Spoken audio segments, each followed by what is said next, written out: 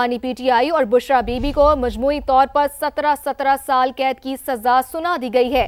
Adiala jail Rawalpindi Toshakhana 2 case का फैसला सुना दिया गया है। अहम फैसला सामने आया है जिसमें बानी पीटीआई बुशरा बीबी को मजमूई तौर पर 17 साल कैद की सजा सुना दी गई। स्पेशल जज सेंट्रल शाहरुख अर्जमन ने अडयाला जेल में समाअत की, जिसके बाद बानी पीटीआई और बुशरा बीबी को मजमूई तौर पर 17 साल कैद की सजा सुना दी गई है। मजीद तफसीलात जान लेते हैं। यासिर हकीम हमारे साथ मौजूद है। यासिर, बताइएगा फैसले की तफसील। देखिए, बिल्कुल अब से चंद लम्हे कबल ये फैसला सुनाया गया। अडयाला जेल के अंदर समाअत हुई और इस मुख्तसर समाअत में फाजिल अदालत के जज शाहरुख अर्जमन ने दोनों मुलजमान को कन्विक्ट करते हुए उन्हें 409 की दफा के तहत 10 साल कैद की सजा का हुक्म दिया है, जबकि इंसदाद रिश्वतखोरी एक्ट की जो दफा 5/2/1947 थी उसके तहत दोनों मुलजमान को 7 साल कैद की सजा का हुक्म दिया है, जबकि दोनों मुलजमान को अलग अलग 1,64,05,00,000 रुपए का जुर्माना भी आयद किया गया है। यह मुख्तसर फैसला अदालत में सुनाया गया है, जिसके बाद इसका बाकायदा वारंट जेल इंतजामिया के हवाले कर दिया गया है और अब से चंद लम्हे कबल फाजिल अदालत के जज यहाँ से वापस इस्लामाबाद यासिर साथ ही रहिएगा। हमें ज्वाइन कर चुके हैं माहिर कानून हाफिज एहसान साहब। हाफिज साहब, बहुत शुक्रिया वक्त देने का। हाफिज साहब, तोशाखाना 2 केस में बानी और बुशरा बीबी को 17 साल की कैद की सजा सुनाई गई है, क्या कहेंगे आप? एक तो ये है कि इस केस का बैकग्राउंड बुनियादी तौर पर यह था कि फॉर्मर प्राइम मिनिस्टर ने जब मई 2021 के अंदर सऊदी अरब का दौरा किया तो वहाँ के क्राउन प्रिंस जो थे उन्होंने प्राइम मिनिस्टर की वाइफ को एक बल्गेरी सेट्स जो है जिसके अंदर नेकलेस था, पेयर ऑफ रिंग थी, ब्रेसलेट था और रिंग जो थी वो उन्हें दी गई और वो उसकी जो मालियत जो थी वो बाद के अंदर कंफर्म की जो इटालियन कंपनी है तकरीबन 3,80,000 यूरो वो बनी और उसके अंदर जो पाकिस्तानी रुपये के मुताबिक जो है वो 71.56 मिलियन बने। लेकिन जो हमारा लॉ या रूल्स कहते हैं जो 2018 का लीगल फ्रेमवर्क रूल है जो तोशाखाना का, उसके अंदर ये है कि क्लॉज 1 इसकी ये कहती है कि अगर कोई भी गिफ्ट जो है वो पब्लिक ऑफिस होल्डर्स को आता है तो उसे इमीडिएटली उसको रिपोर्ट करना चाहिए कि कैबिनेट डिवीजन के अंदर बना हुआ है और उसके बाद जो है उसको डिपॉजिट करवाना चाहिए। उसके बाद दूसरा उसके अंदर ये है कि अगर आप उसको लेना चाहते हैं तो क्लॉज 5 के मुताबिक जो है आप उसका गवर्नमेंट अप्रेजर जो है वो मुकर्रर करें और उसकी फिजिकल इंस्पेक्शन करवाएं और तीसरी स्टेज ये जाके आती है कि उसके बाद आप 50% के ऊपर उसको घर के अंदर लेके जा सकते हैं और अगर 30,000 से गिफ्ट कम है तो उसके लिए जरूरत नहीं है और अगर 30,000 से ज्यादा प्रोसेस है। और फाइनली ये इसके अंदर ये है कि वॉल्यूशन करते हैं तो जिसने वो गिफ्ट लिया हो जिसके ऑफिस की वजह से इस्तेमाल हुआ हो वो क्लॉज 13 के मुताबिक जो है उसके अंदर ये पर्सनल रिस्पॉन्सिबिलिटी आती है। अब ये चीजें जो थी जब पाकिस्तान के अंदर आई तो इमीडिएटली में डिपॉजिट करवाना चाहिए था, वो नहीं डिपॉजिट करवाई गई और उसके बाद जो डिप्टी मिलिट्री सेक्रेटरी था उसको एक तो सिर्फ लेटर की बुनियाद के ऊपर ये था कि कहा गया कि हमने दे दी है, एक्चुअली वो डिपॉजिट नहीं हुई और जब उसके बाद इसकी अंडर वैल्यूएशन करवाई गई और वही कस्टम इंस्पेक्टर जो था जिसको कहा गया और उससे पहले एक शख्स था जिसका नाम अब्बासी है, उस अब्बासी को कहा गया जिसका कोई ताल्लुक नहीं था इस वैल्यूएशन के अंदर, उसने 5.9 था और जो दूसरा शख्स था जो कस्टम इंस्पेक्टर था या प्रेसिडेंट था उसने उसी को जो है वो एंडोर्स कर दिया। जब उसने एंडोर्स कर दिया और मामला जो था चूंकि आप गवर्नमेंट के अंदर होते हैं प्राइम मिनिस्टर बढ़ नहीं सकती, लेकिन जब वो फॉर्मर प्राइम मिनिस्टर गए और उसके बाद अगस्त 2022 के अंदर इसकी इन्वेस्टिगेशन स्टार्ट हुई और उसके अंदर बहुत सारे जो गवाह जो है वो लाए गए और इसकी वैल्यूएशन को जब चेक किया गया तो जब इटली के अंदर भी हमारे हाई कमीशन के जरिए उससे कॉन्टेक्ट किया तो ये सामने चीज आई कि इसके अंदर वैल्यूएशन जो है वो आई है और उसके ऊपर नया एक रेफरेंस जो है वो बना के अकाउंटेबिलिटी कोर्ट के अंदर भेजा और जब उन्होंने उसके अंदर भेजा तो 4 चीजें उसके अंदर आई कि नंबर 1 ये है कि प्राइम मिनिस्टर ऑफिस का गलत इस्तेमाल हुआ, नंबर 2 ये है कि इसके अंदर जो है कि जो वायलेशन जो है वो तोशाखाना रूल्स की है, नंबर 3 जो है कि इसको अंडर वैल्यूएशन की तरफ करवाया गया और चौथा ये है कि ये सारा कुछ जो था मैनिपुलेट किया गया और इलीगल रिटेन किया गया।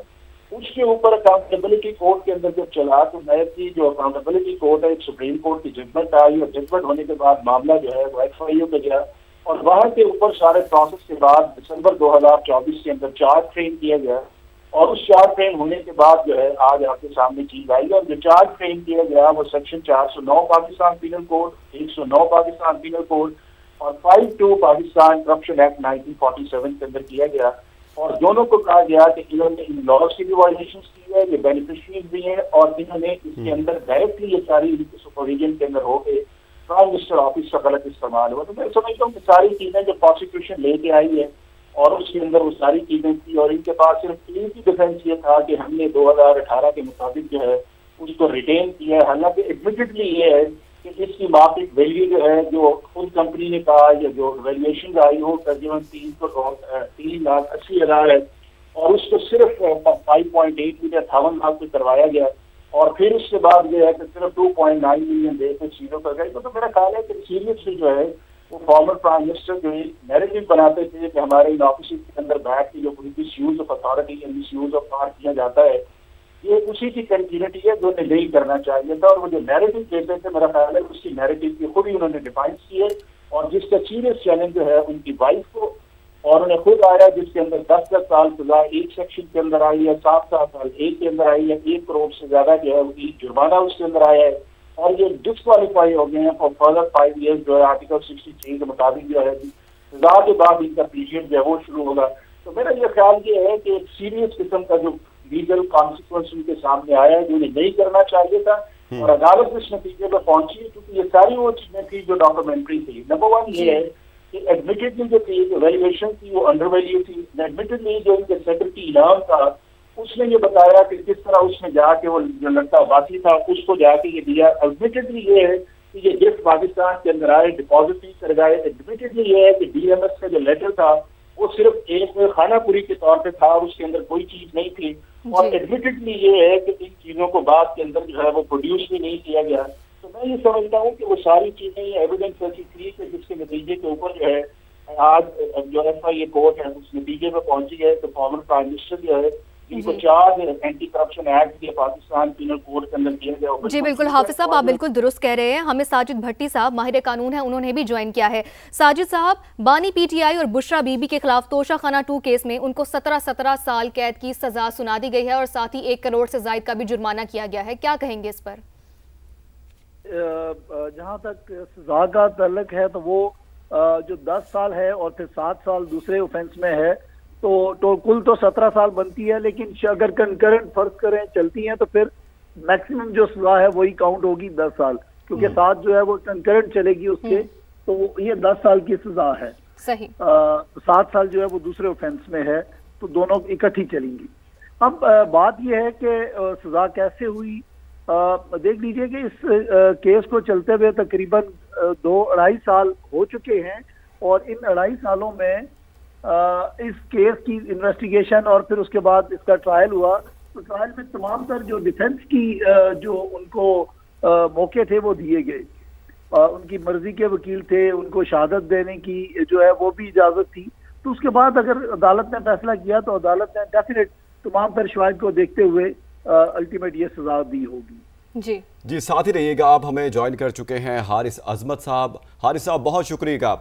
हारिस साहब आपकी तरफ मैं आऊंगा। दानियाल चौधरी साहब हमें ज्वाइन कर चुके हैं। दानियाल साहब आप कहिएगा, 17 साल की कैद हो गई है बानी PTI और बुशरा बीबी को, क्या कहेंगे आप? देखिए जी, बड़ा खुशाइन फैसला है, और ये खुशाइन फैसला इसलिए है कि ये उस बंदे के खिलाफ सजा हुई है जो एक पूरे सिस्टम को डीरेल किया। उस बंदे के खिलाफ जिसने करप्शन का नारा लगाकर अपने 14 साल जिस सूबे में बैठे हैं करप्शन की धज्जियां उड़ा दी। वहां 14 साल से उन्होंने करप्शन के इदारे को, एहतसाब के इदारे को ताले लगाए हुए हैं। आज इनका एक और फैसले में ये सामने आए जिनमें इनको 15 महीने दिए गए कि अपनी ये इनोसेंस प्रूव करें, और बड़ी ड्यू डिलिजेंस करने के बाद जो सऊदी अरब की तरफ से इनको एक गाड़ी का ज्वेलरी सेट दिया गया था जिसकी एक्चुअल वैल्यू जो थी 705 मिलियन थी अप्रॉक्सीमेटली, उसकी वैल्यू थी, और उन्होंने अंडर वैल्यू करके पाकिस्तानी एक्सचेकर्स को धोखा दिया, नुकसान पहुंचाया, और उसको अंडर वैल्यू करके उसको बेचा और पैसे खा गए। ये पाकिस्तानी अवाम के पैसे थे जिसको इन्होंने खाया और उस पाकिस्तानी अवाम के को नुकसान पहुंचाया। लेकिन इससे ज्यादा एक लीडर की हैसियत में इन्होंने धोखा दिया, कौम को धोखा दिया, लोगों को धोखा दिया। और ये धोखा नया नहीं है, ये इस तरह की चीजें बुशरा बीबी के साथ मिलकर ये पहले भी करते रहे। ये बुशरा बीबी ने चीजें क्या नाम है, इमरान खान साथ के मिलकर पता नहीं और कितनी कितनी चीजें बेची और खरीदी, लोगों को ब्लैकमेल करके करते थे। इनकी पूरी सियासत का महवर था करप्शन, लेकिन करप्शन की बुनियाद के ऊपर इन्होंने एक एम्पायर खड़ा किया हुआ है। आप क्या नाम है, जो इनका अस्पताल है उसमें जो उनके जो सबसे पुराने डोनर्स थे वो भी आज ही बात करते हैं कि इनको जो पैसे दिए गए तो उसका मिस यूज ऑफ फंड्स किया गया, उसको गलत इस्तेमाल किया गया। आज पीटीआई के दोस्त जो हैं भी चीखे मार रहे हैं कि ये फैसला जो है ये गलत है, लेकिन कानूनी शहादत की जितनी भी प्रोविजन थी इनको टाइम दिया गया, कि उनको पूरा करें, इनको टाइम दिया गया कि अपने जवाबात को पूरा कर लें। आपने जो अपनी डिफेंस में चीजें देनी है, लेकिन ये कोई चीज ना दे सके। ये क्रिमिनल ब्रीच ऑफ ट्रस्ट था और इसके आर्टिकल 409 कानूनी शहादत के तहत सेक्शन 5 के तहत इनको सजा हुई है और ये खुश आइन है। और ये आगे आने वाले, मैं आपको एक बात बताऊं, मैंने जब फैज हमीद का फैसला आया तो मैंने पहली चीज क्या बोली, मैंने कहा कि ये फैसला जो है पहली कड़ी है और to a new dawn, because ऐसे तमाम लोग जो स्टेजों पे खड़े होकर गाली देते हैं, मुल्क को खराब करते हैं, पाकिस्तान को, अपनी सियासत को पाकिस्तान से बालातर रखते हैं, झूठे लोगों के साथ वादे करते हैं, पाकिस्तानियों को गुमराह करने की कोशिश करते हैं, अपने जेब भरते हैं, जो अपने घर के बिजली का बिल खुद भी अपने पैसों से नहीं देते,